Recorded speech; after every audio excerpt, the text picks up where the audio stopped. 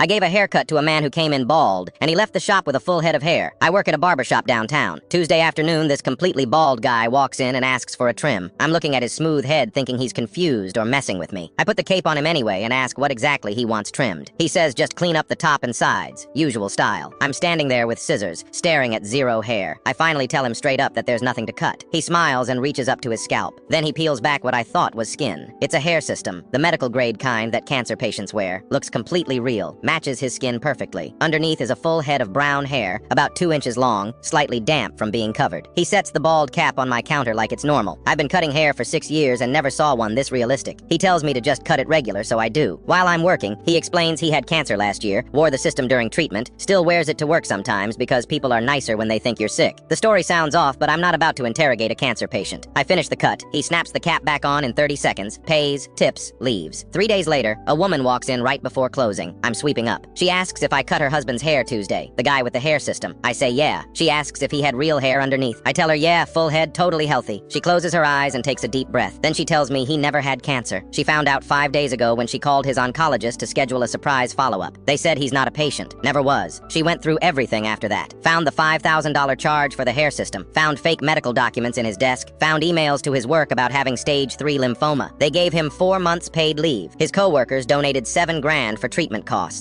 She sits in my chair, not for a cut, just exhausted. She tells me she couldn't figure out why he'd maintain real hair if he was faking chemo. Then it clicked. He's planning his exit. Once he's milked the sympathy and money, he'll take off the system, claim remission, go back to normal. But he needs his real hair to look decent when he does. Growing it back too fast after supposedly having chemo would raise questions. That's why he came to me. She's building a case. Already called insurance fraud investigators. Already talked to a divorce lawyer. But she needed confirmation from me that he had full healthy hair, because that proves he was never sick. Chemo doesn't spare your hair while you wear a fake bald cap. I tell her everything I saw. She records me on her phone, asks if I'd talk to investigators. I say absolutely. She thanks me and leaves. 2 weeks later, a detective calls, takes my full statement over the phone, asks detailed questions about the hair quality, length, the system itself. A month after that, I see a short article in the local news. Guy from my area arrested for insurance fraud and theft. Defrauded his employer and insurance company of over $50,000. Facing 3 years in prison. I search his name online, find his mugshot. It's him. No hair system in the photo, just his regular brown hair from the cut I gave him. Comments under the article are brutal. Former co-workers talking about how they skipped meals to donate, how they covered his shifts, how his kids wrote him letters in case he died. His wife divorced him, kept the house, got full custody. His job fired him and demanded every dollar back. The detective called me one more time to say I'd probably have to testify if it went to trial. It didn't. Guy pleaded guilty to avoid worse charges, but I had to give a deposition anyway. Sat in a room with lawyers and explained exactly what I saw, how healthy his hair was, how the system worked, how he'd clearly been maintaining his real hair throughout the fake cancer story.